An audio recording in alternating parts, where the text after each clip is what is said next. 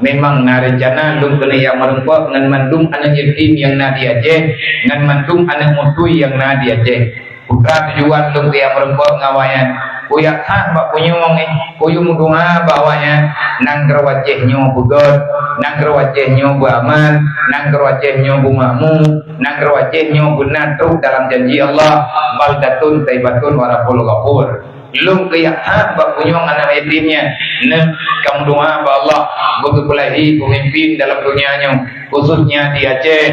yaitu pemimpin yang ia ke Allah yang disayang kepada urun susah banyak pemimpin anak ia ke Allah aitim sayang urun susah kamu doanya kebaga meninggal jadi yang mana yang susah apa penyuang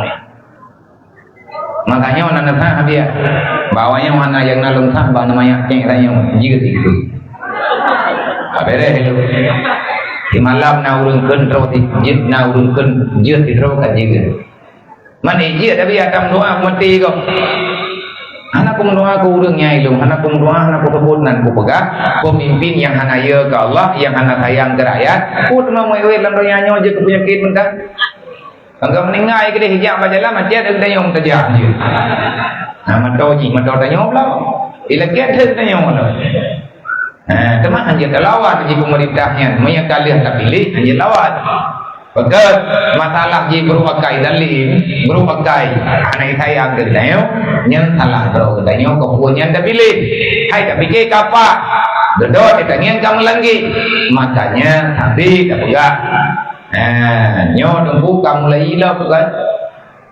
nyo kada perlu dulu mesti tak ingin buat balik hukum dari urut